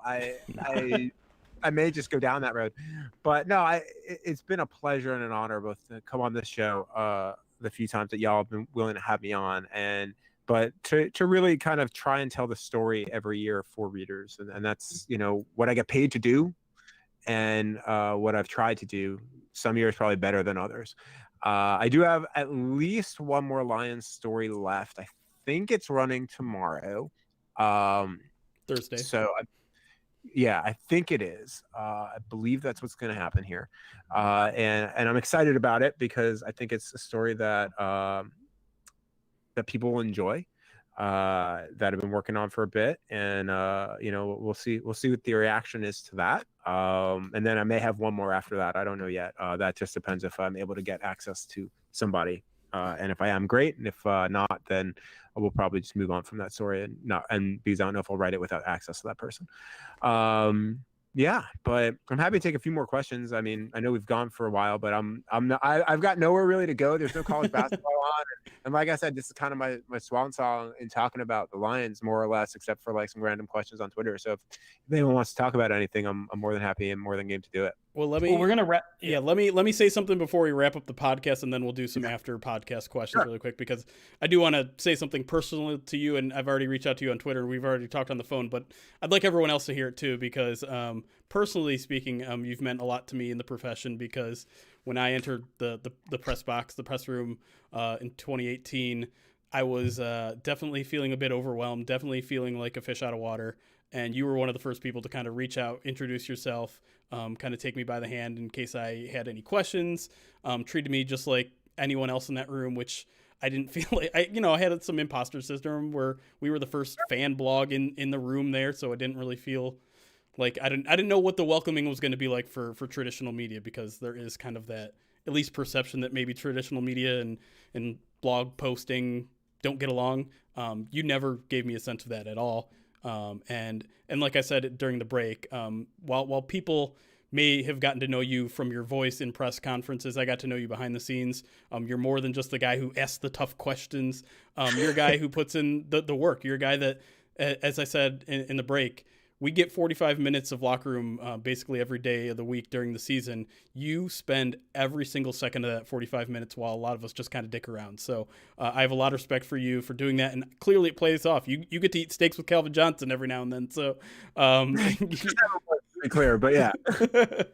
So I just want to, appreciate you on a personal level. I appreciate you on your professional level. You gave a lot back to the city in the past 8 years. So congratulations on that, really. Thank you. I appreciate that. And this, and likewise, and I hope you never feel like that as far as an imposter syndrome, because like the media's changed, and, it's great because like, and I have people reach out all the time. And if there's any young journalists out here, like, feel free to drop me a DM, feel free to, to email me. My email is in my Twitter bio. And I'm always willing to help and pay it forward, because I would not be where I am if it wasn't for the help of a small army of people throughout my career. And I just always am cognizant of that and want to help people who want it, and or who are interested in it, and because that's kind of how this business goes. And if you don't have that, like, what's the point? I mean, I know there are times I can be brusque and I can be all that. I get that, but at the end of the day, it's it's a job, but we're all human. We're all trying to kind of do the same thing, and that's that's kind of there. But that your words are very. I'm speaking to try and not get emotional. Your words are very kind, and I appreciate them, and I'm glad that I helped make you feel comfortable in what can sometimes be an uncomfortable press room. Yeah. We'll close up the recorded part there. Thank you all for listening to First Bite. We'll be back, as always, with the mainstream Pride of Detroit POD cast. And then I think this month we are going to have some very interesting First Bites coming down the pipeline that me and Jeremy have been lining up. Some surprise names, some interesting topics. So be sure to be subscribed on Stitcher, Spotify, Apple Podcasts, Google Podcasts. Watch live on Twitch and YouTube. As always, we say it. We'll see you Starside. You be good out there. All right, you can kill the recording. All right. Call recording off. I know you know this, Mike, but just to make British accent or like an Australian accent, you gotta fix up the accent on that, man. That would be awesome. Jeez. Just to be clear, because again, I messed it up with Justin Rogers one time, and I feel like I have to mention every time. I know people are still there. We're still Got on. it. Yes. Okay. I'm aware of that. Well, I said I would stick around for some more questions. So yeah. All right. Joshua Mercer asks, "Can you teach me everything you know and then trade me jobs?" No, but I will say this, Joshua Mercer. The most important part of this job is being curious. And the most important part of this job is wanting to learn and just having that natural curiosity. And that's, Jeremy's talking about how I spent 45 minutes, and most of those times he's exaggerating a little bit, but the majority of those times I would try the best I could to get as much as I could out of a locker room session. And I hope we end up back in locker rooms at some point one day. Because that time is really valuable. But it's just being curious. It's just wanting to learn. It's just, not being afraid to look silly or stupid by asking a question, because, that's just the thing, right? Like if you want to know stuff, and that's me, I just want to know stuff, and I've always wanted to just know stuff. And that's kind of the first key to all of it. Everything else is just reps. But if you don't have that natural curiosity, if you don't have that natural wonder, maybe that, call natural annoyance that probably some of my elementary, middle, high school, college teachers all felt I had, it's harder. And that's kind of, that would be step one, would be, just have that natural curiosity. And then if you have that, then I think you've got a shot, and you just need to figure out otherwise. But I'll be honest, journalism is a tough industry right now. It really is. And, yeah. But that would be my answer, would be curiosity. But I don't know that much. Let's just put it that way. And that's one of the things that I think it's different, but it's the same.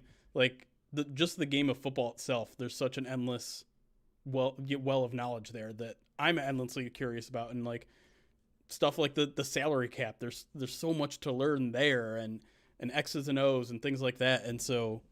That's where my natural curiosity kicks in, and where I just feel like I love going down the rabbit hole of the rule book is another one where I'm just like, it's so complicated and so crazy, and there's knowledge in knowing that sort of stuff, because sometimes I feel like even the announcers don't know what's going on, and it's Oh, crazy. And rules change every year. I mean, there Yeah. have been times where in the beginning of a season, I've screwed something up because I'm like, oh wait, oh no, it's Right. changed. Yeah. Like that's just part of it. Like you just, that's just you always kind of got to be on your game. Yeah. God, that was shit. T. Rosie asks, "What are your thoughts on Lions' trajectory in comparison to past regimes you have covered? Is there hope for a franchise to get it right with the people they have in charge?" See, I thought you were going to ask this. I thought you'd ask this question on the podcast. I mean, you're just throwing darts at this point, right? Yeah, a little bit, but I mean, I said it on Twitter, so I'll say it here. Like, I think they might have gotten it right, and I know it's very, very early. And by right, I don't mean like they're gonna go win a Super Bowl or they're gonna go win. No, but I mean right in that I think that you have an owner who clearly like wants to be involved and wants to learn and wants to be part of the process in Sheila Fordham. You have a general manager who I think is very savvy. I think you look at what he's done with trades. I mean, what he did to get Michael Brockers was a very good move. What he did to get Matthew Stafford to what he got for Matthew Stafford was very, very good, especially if Jared Goff ends up turning out to be, more the 2017, 2018 version of him. The big thing with him will be the draft, but you look at their scouting department and the people that are working for him in the front office, and it's really impressive. It's guys with track records of success in varying roles, and that's huge. And then you look at the coach, and sure, Dan Campbell may be not your typical coach, right? He's not your corporate carbon, cookie cutter coach. But you look at the coaching staff he put together, and those are guys that, like, in a lot of places were wanted by other organizations, are potential future head coaches, and not in just say we're going to put you on a list, but like have had interviews. I mean, Deuce Staley and Aaron Glenn had interviews for head coaching jobs this past year, and they're on their staff, and they're on his staff. Like, I think that there's something there, and I think there's something to, especially now in the NFL, the CEO motivator head coach, and how beneficial and valuable that is. And I think in Dan Campbell, you have like the ultimate version of that. And you look at, like, this is not going to be a fair comparison, but like, you look how Pete Carroll motivates his team, right? And look what Pete Carroll does. Like, okay.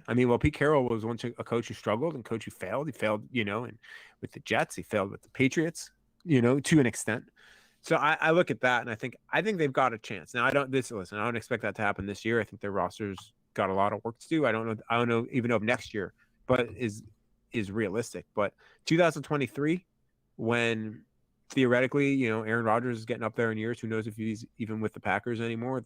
The Minnesota defense will be older. Like, I only say older, but like at some point, Harrison Smith, who I covered at Notre Dame, and Anthony Barr, like they're going to get to the point where they're like their bodies start failing them, like every player ever.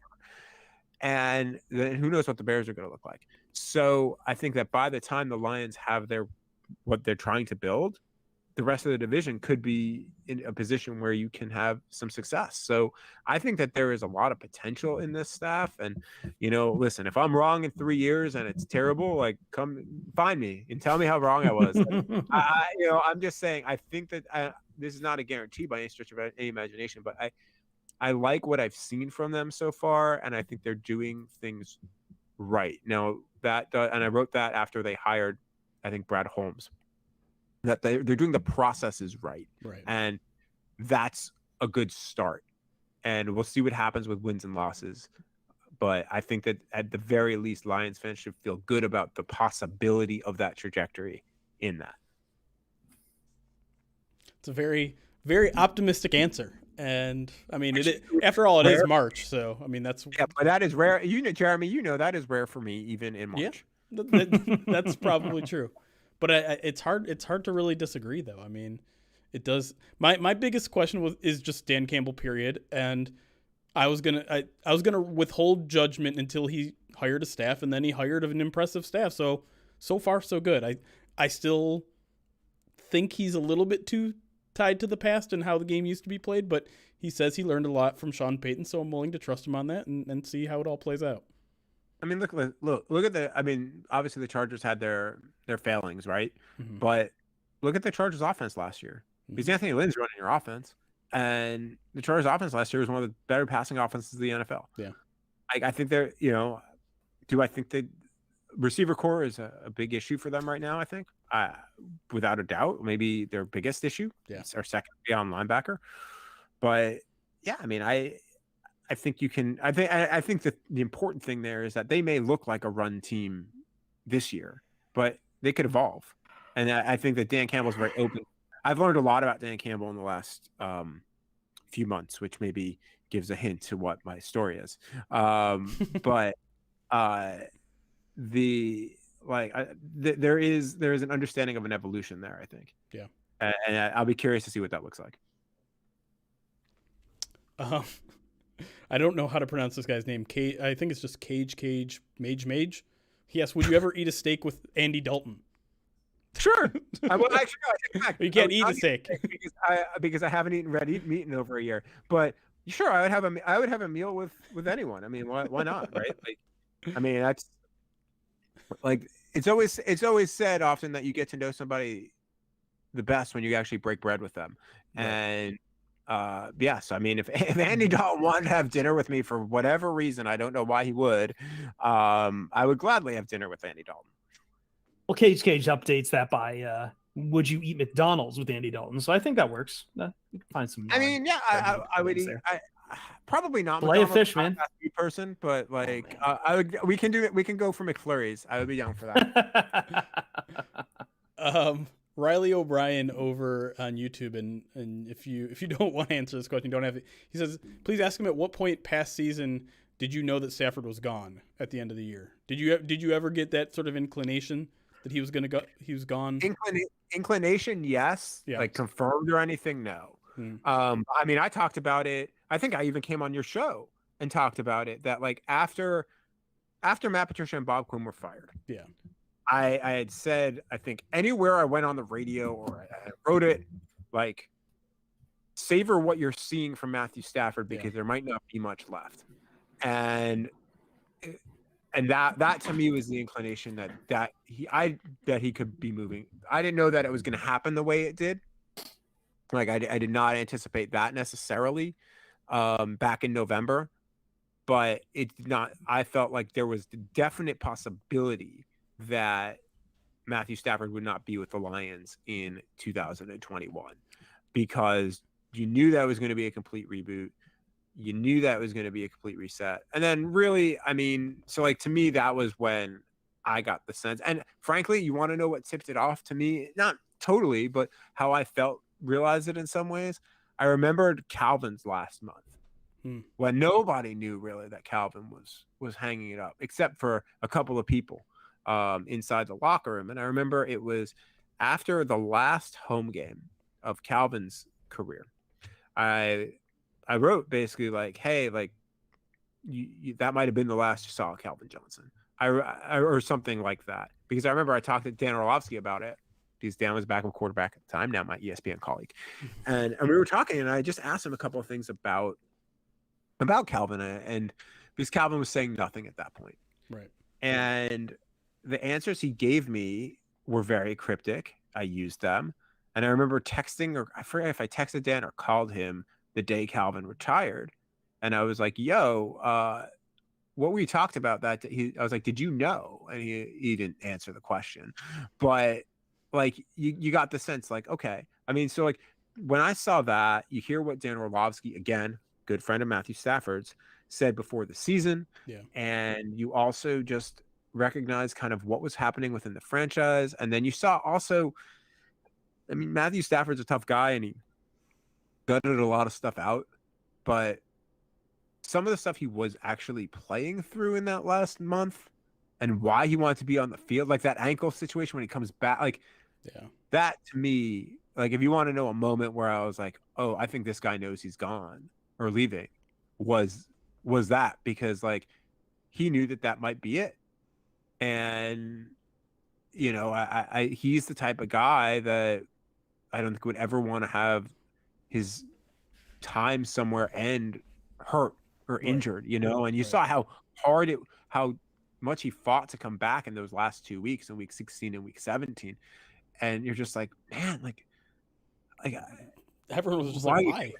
Yeah, why? And like, so in the back of my head, I always thought, you know, I think I said it to Burkett at some point. I think he and I were talking, because it's not like we ever saw each other this year, but like, I think we were talking on the phone. Dave and I, for those who don't know, are very good friends. Like, I'm friends with his family. His wife, his kids are awesome. Dave's somebody that I'll probably miss. Dave will be among the top 5 people in Michigan I miss, period, the most. But we were talking, I'm like, I think he's got, to me, all the tea leaves that I read said, I think that this is it. Now, I didn't know that for sure, but it sure seemed like it. And I tried to write, like, so that story I wrote that we talked about in March about the quarterback divorce, or in April, February, whenever it ran, that story was initially going to run in October when the Lions played the Falcons, but then the Lions won a couple of games and the Falcons won a couple of games. And I was like, well, all right, let's maybe not run it then. And then we talked about running it in December, but it was like, well, you know, I don't know if Stafford's definitely going to be gone. Let's see what happens. And Matt Ryan obviously had put himself in a position where he definitely wasn't going to be gone. So like, I had that inclination even back in October, because I was writing that story of like divorce. The one thing I always go back to too is last year, when that rumor from, I don't know, was it Channel 4, Channel 7, that said like he's on his way out, or the Lions were shopping him, or whatever. And I think back at that point and be like, what really happened there? Because I know it's Channel 4, right? They have, I can't remember the guy's name, but he's really close to the Stafford field. Yeah. No, I don't know. I mean, I still think that was kind of, that never made sense to me, just because everyone understood like what, like that. I think the only way that would have happened then was if Bob Quinn specifically, and maybe Matt Patricia, got assurances that next year, like 2020, wasn't for their jobs. Like if they moved on from Matthew Stafford, they would get 2021. Right. I think like that's the only way that would have happened, because otherwise, not a chance. Right. I guess what I think though back is like, is at that point, I mean, I think either Kelly or Matthew has said it since, like, they started thinking about it last year. And I always wonder if that's what leaked. What? They put their house on the market, right. and you know, they can say that the thing with the pool all they want, but like, or the water all they want, but like that's one of the rules. Go ahead, back to the question of like, learn so you could take my job. Always follow the real estate, because it's true. Like, the real estate matters. Like that is that's just the reality. Real estate matters, and when they put their house on, that was a sign, without a doubt. No joke. When I took my investigative reporting class at USC, first thing we did was the guy who was teaching the class, I forget his name, but he was working for the Orange County the OC Register, and the first thing he showed us to do was how to use the realty lookup tools for like the city and for county and everything there. Just to see all property history and everything like that. Yeah. Yeah, it's so huge. I mean, that's. Yeah, I mean, there are a couple stories I can't talk about that. Literally, I was assigned an entire day to hunt down like real estate on certain players. I don't know if you remember this, Mike. I found out about Matthew Stafford's house being on the market before it went public, and I do remember that. You told me that. Yeah, we talked to it on Instagram on Twitter DMs, because I didn't know. I'd never run a story like that. I'd never broken a story like that. What did I tell you to do, by the way? You told me to do it. Just do it.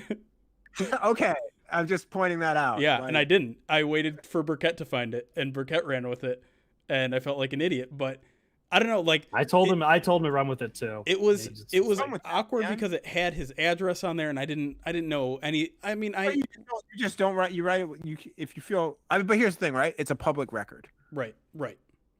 And that's the thing, is it's a public record. Yeah. So, you know, you could have also been it without the address, and people would have found it. Right.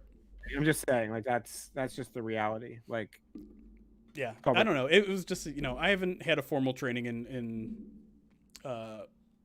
Well, that's journalism, learn. and I didn't know the I ethics keep behind telling it. him he doesn't need one, though. I know I don't need You one, learned but so much this. You that- learned so much this. that on was the part fly, of the man. learning process that I missed you out learn on. through doing, you learn through reps, you Yeah. learn through mistakes that you've made. I mean, I can tell this story. I mean, back when I was at Cuse, I had gotten a tip about a player that was going to likely be suspended for some shady stuff, and I was bullheaded and pigheaded enough that like I didn't tell my two best friends who also worked at the paper, who are two of the best journalists in the country actually at the moment, and I just didn't say anything because I was bullheaded enough. Like I want to get this on my own. Well, guess what? I got scooped, and we all went out to dinner, and I got roasted for all of dinner because everybody knew what and they were like, "Why didn't you ask us to help you?" And I was like, "Because and they're like, "You're an idiot." And I was like, "Yeah, but you know what? I learned from that day, and I've never done that since. I've always, if I had something, I asked for help,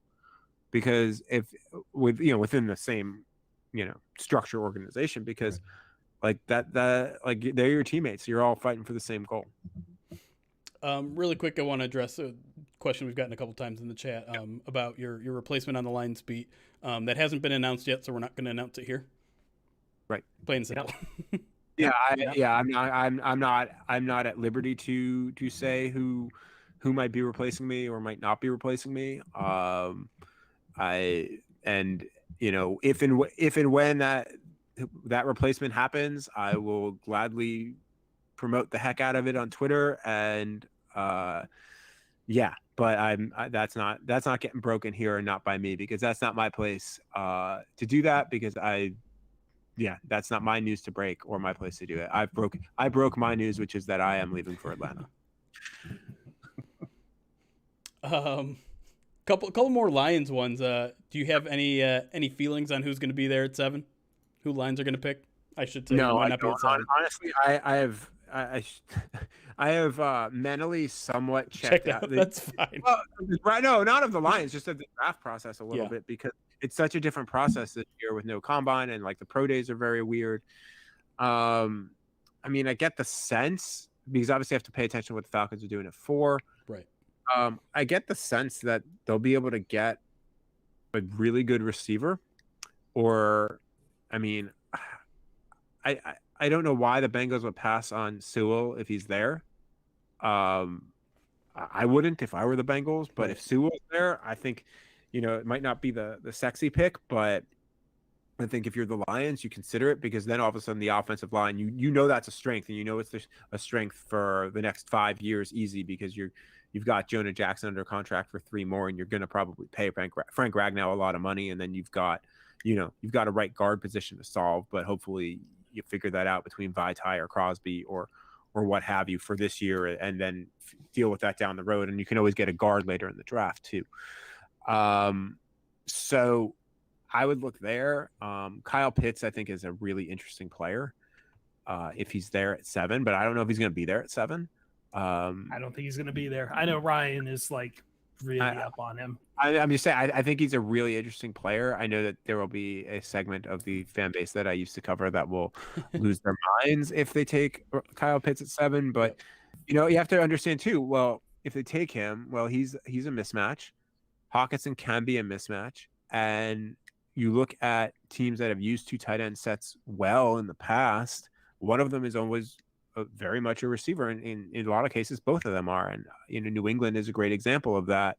Back in the Rob Gronkowski, Aaron Hernandez days, frankly, I mean, you look at how that offense operated, and you look at some of the other offenses that can do things with multiple tight ends, and I think that those are mismatches now, that it's speed on the outside, and it's guys like that can do everything in the middle. And if you can get a guy like that you think is the best player on your board, you take him. Like, I mean, if you're the Lions, you take the best player on your board without question. I don't think that, I don't think a quarterback's that answer at that point in the draft. So I don't know what they do at 7, and the Falcons at 4, I also don't know. I'm still learning that, but I think that they could go anywhere from Pitts, who I just talked about, to Sewell would not surprise me, to a quarterback. A receiver would surprise me just because of what they currently have on their roster. but that opinion might change. Defensively, I would not take a defensive player at 7, just because I think that the elite players in this draft are offensive players. Yeah. But if you really feel like you are in love with Micah Parsons or Patrick Surtain or Caleb Farley, then maybe you make that move at 7. If I'm the Lions, I'm hoping that the quarterbacks don't go 1, 2, 3, 4, and that you can trade up and you have some options at 7 to trade down and get some more picks, because that's what, if you're Brad Holmes right now, that's what you need is draft capital. It's interesting. Chris and I, right before the show, we were just looking at how unique this quarterback market is, because you want to let's do the you want me to do the trivia? Sure. Do the trivia. Yeah. When was the last time in the NFL draft that we went 1, 2, 3 with quarterbacks at the top of the draft? 2, 3. It's only happened once in NFL history. Only once in history before. I wanted to say the McNabb Achilles Smith year, but I don't think there was a third quarterback in that. It was the 1999 NFL draft, and it was Tim Couch, Donovan McNabb, And Achilles Smith. That was impressive. Well done. That was not set up. This was not a TJ Lang, Matthew Stafford setup. That was impressive. Because I missed the number 1 overall pick. Right. Tim Couch. No, let's be honest. The only reason I knew that answer was because Donovan McNabb was a quarterback at Syracuse my freshman year. Sure. And Geez, so you got the ties to it. Yeah. So I knew that, right? And so you just knew what was going on there. And one of my closest friends is an Eagles fan. So that's the only reason. No, but I honestly, you could have probably spotted me a couple of names that I wouldn't have remembered that Couch was the number 1 pick in that. See what I think you guys I only are remember missing, that. though? I only remember that because I lived on the other side of the Ohio-Michigan border, as everyone else watching. It seems. So but I probably have time still, for that's 3 more, and then probably need to bounce. Sure. I probably need to be out of here by 9. By the way, I mean that was seriously impressive, and just that was impressive. Just an example of what we're going to be missing out on. Hopefully, I'm sure the replacement's going to be fine, but just saying, that was seriously impressive. All right, listen, that was just a guess. Do not I am plenty wrong and plenty stupid about a lot of stuff.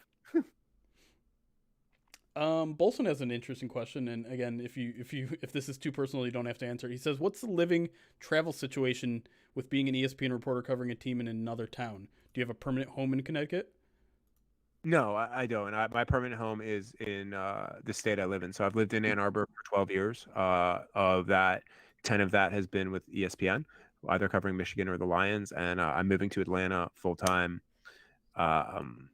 sometime this spring. Still TBD. But no, I don't have a home in Connecticut. The closest would be my dad's place in New York, where I would sometimes go up to ESPN in Bristol. It's like a 2.5-hour drive from where I grew up, and a 2-hour drive or so from where he lives now. But no, I don't have a permanent home in Connecticut. If I were to have a second home, if I could be wealthy enough to afford a second home, it would either be on Manhattan Beach or in Santa Monica, or so you'd have to be very wealthy to have that second house. No, or if I'm being, and I live in an apartment, so I own currently 0 homes. But it would be near my brother in North Carolina. He lives just outside of Raleigh. Or frankly, and again, it goes back to what I said before about the state of Michigan. Up in the Traverse City area, I love that area. I didn't get up there enough while I was here. It's kind of a regret I have. But I love that area. I had joked with somebody I was dating at the time when we were up there. I was like, oh, I could easily see myself just saying, forget this journalism thing. Let's go buy a cherry farm and I'll just farm cherry. I'm not a farmer. I grew up in the suburbs, but that might be that sounds like a great idea. Not a good idea. Money. I mean, you could always fall back on your child modeling days. Good call. That's a good recall. I could not. If you look at this face now, I could not fall back on those child modeling. Certainly not for child. or modeling. Period. Let's just be honest. I don't know if I have any other questions. Did you pick out anything else? We're good. All right. Huh? No. Yeah, and then if you want to stick around, Chad, I do have that abacus moment. If you want to watch that, Can I share? Oh, I can share screen if you guys want to watch it Yeah, too. you can share screen. I'll watch it after because I love that moment so much. Yeah, that hold was on. Hopefully, now I'm getting the spinny wheel, of course. You and the spinny wheel. Let me just refresh it. Come on, really? Oh, there you go. Open up for any questions. Jim, I have a roster question. Wait, hold on. You mentioned this. I can't hear anything, but I'm seeing it. Oh, I didn't even put it on screen. Hold on, I'm an idiot. I didn't put it for everyone to see. Sorry. Let's start it over here. Open up for any There's questions. Kent's face. Jim, I have a roster question. Wait, hold on. You mentioned this. aw.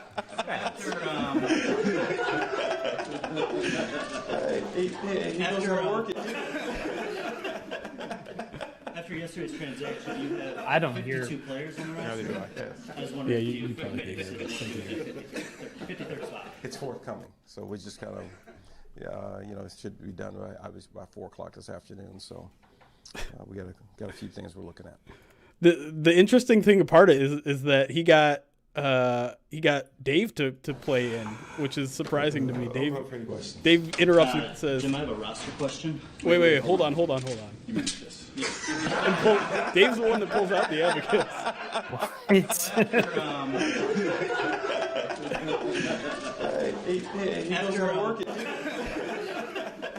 Anyways, good. I forget where I was sitting. I was Anyways. off on the side purposely. That was a fun moment. I enjoyed that moment very much. Like I said, I mean, it's a fun press room. I hope that y'all get to be back in it again at some point. Yeah, that'd be nice.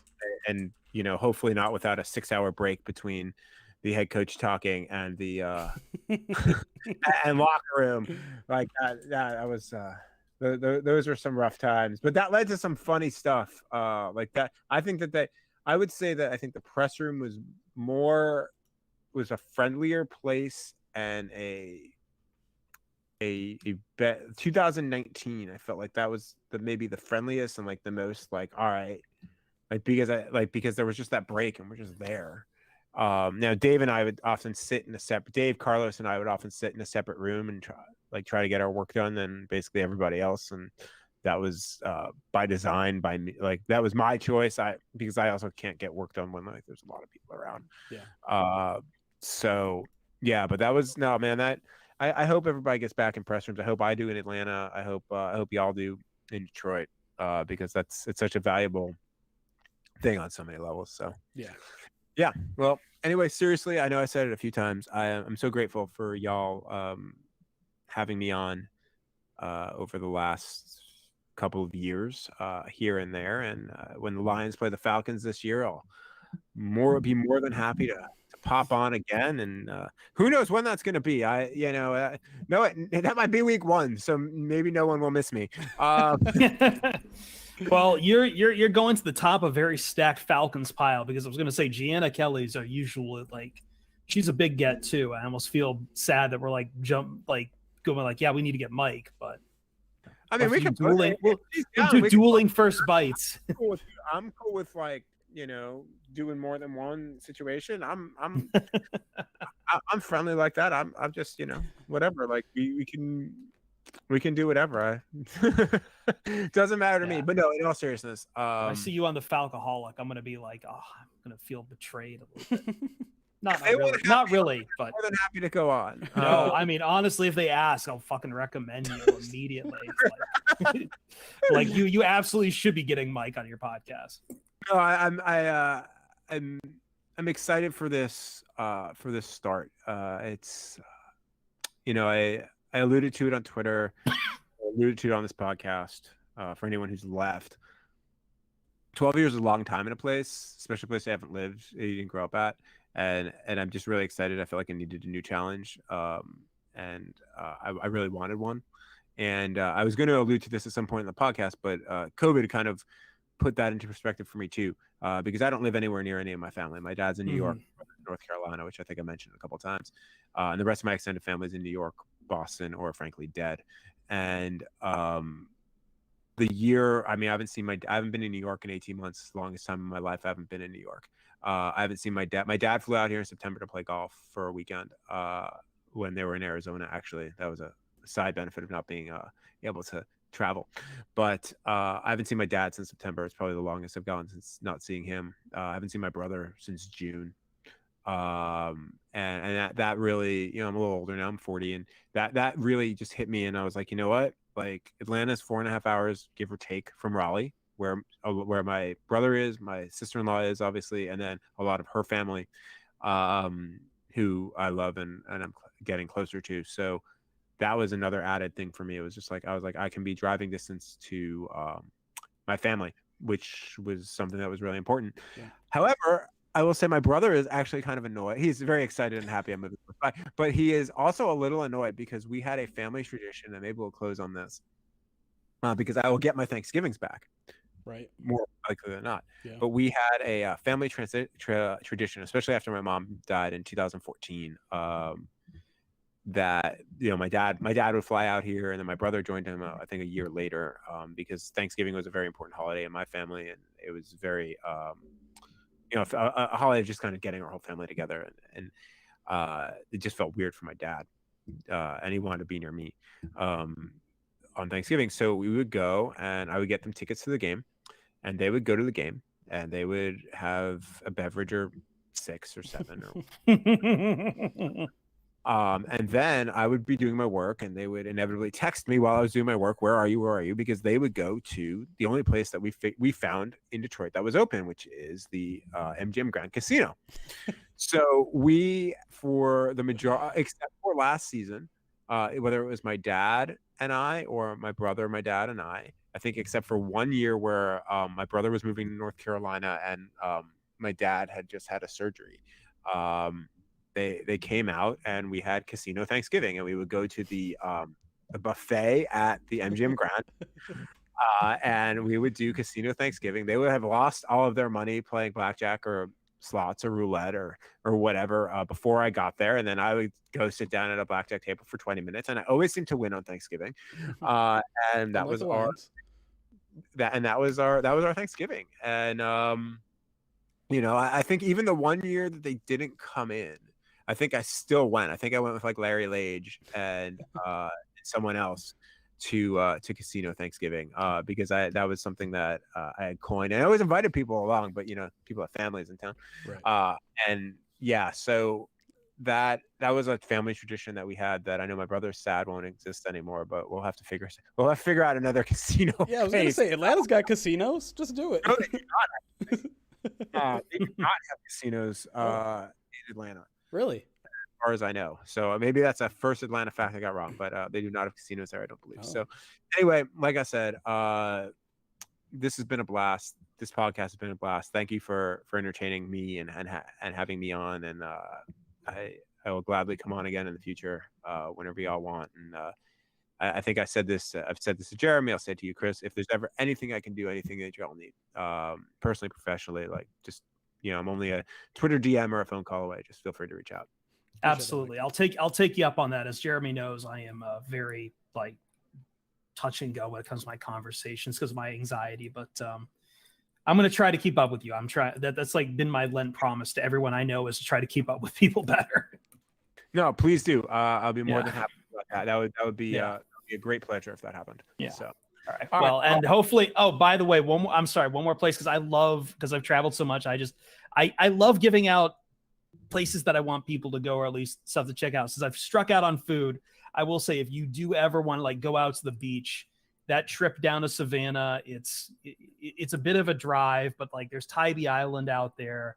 It's a fantastic place to go. Just if you get a holiday weekend or something to go out there, and personal memory for me, because I used to always get drunk at Bernie's Oyster Bar up there while watching the NFL, because I could still do that in October during the football season on a beach. Enough. No, I will definitely. Savannah's on my list. I have, I think, whether they're friends or family, I might even have some. It's a fantastic town. Charleston. Yeah. And my brother and I are actually looking for like places that are maybe equidistant to meet up. The whole Low Country is fantastic too, in South Carolina. But Yeah. seriously, guys, thank you again, and we'll be in touch for sure. All right. And Absolutely. Be good, man. thank you all for your readership and your kindness and your kind words over the last few days. It's been overwhelming. Well deserved, though. Well deserved. All right, Mike. See you. Bye, buddy. See you, man. All right. That went way longer than I expected, but also I'm glad that it did because I love talking to Mike. He's I amazing. just saying goodbye is hard and everything. It but, is. I mean, we're not going to be strangers to Mike, and No. the picture is going to live on, I think, in Pride of Detroit Slack too. For sure. But I think what I was trying to say is that we're probably not going to play any grab ass here at all. I'm going to find a new place for you guys to go here. Oh, I was going to say. I got to walk the dog. I got to do some work for tomorrow, all that sort of stuff. But for all of you that hung around, I appreciate it. Go ahead. I was going to say, like, I'm going to take a quick break. I know it's late on the East Coast, but I did want to try getting back on my stream high horse.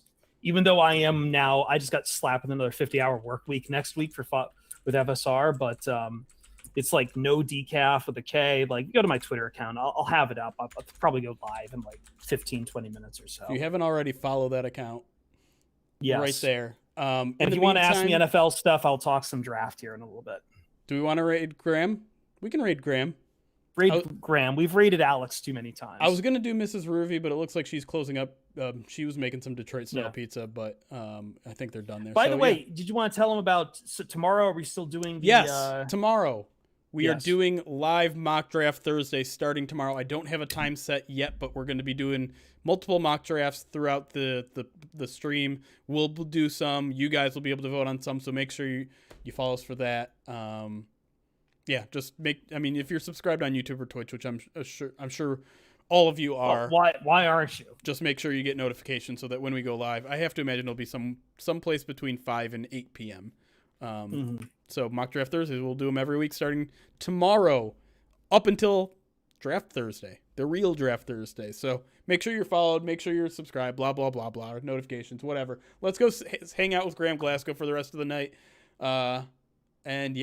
Thanks for joining us, everybody. And make sure, if you haven't already, send some love Mike Rothstein's way on Twitter because he has earned it. Absolutely. All right, y'all. We'll talk to you later. Monkey versus lizard. Excuse me. Raid complete and YouTube.